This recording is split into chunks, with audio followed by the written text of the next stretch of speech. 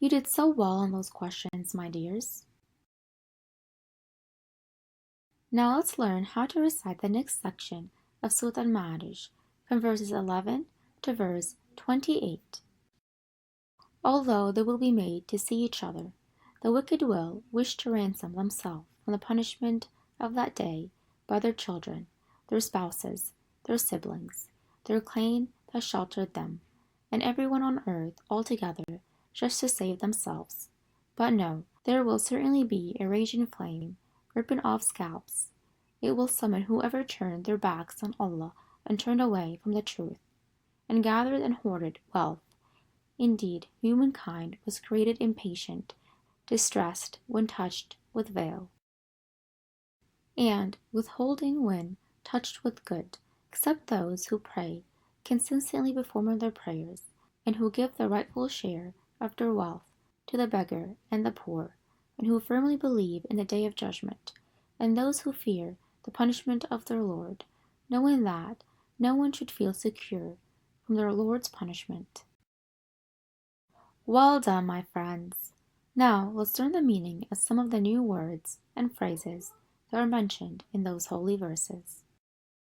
The phrase raging flame, ripping off scalps, is referring to the hellfire. Hoarded means collected and hid wealth carefully. Impatient means always unhappy and anxious. Distressed means always unhappy and depressed. Withholding means often hinder and withhold. The poor means one who does not have enough money to prevent him from asking for it. Now, my dear little ones, let's begin to interpret and understand these holy verses. We can say that the holy verses are narrating the situation of the relatives in the day of judgment. The relatives are seeing and recognizing each other, but no one can help anyone. The disbeliever will wish that he can sacrifice his own people, his relative, or even everyone on earth to escape the torture of Allah on the day of judgment. But things are not happening according to what the disbeliever wishes. The hellfire is where the disbelievers will be tortured, and they can't sacrifice anyone to take the torture for them. This fire will torture whoever abandoned worship in Allah the Almighty and disobeyed His honorable Prophet, peace be upon him. The fire will also torture the ones who refused to give money to the poor and were stingy with them.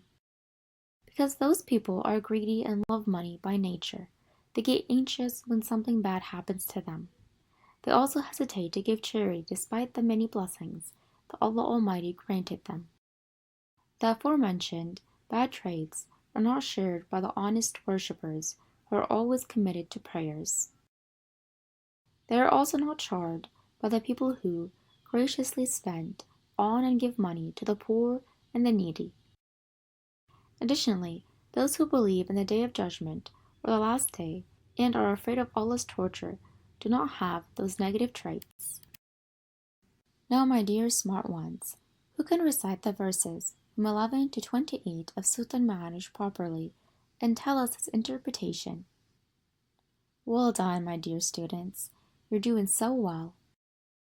Now, let's answer some questions, then return to continue our lesson about Surat al-Ma'arij.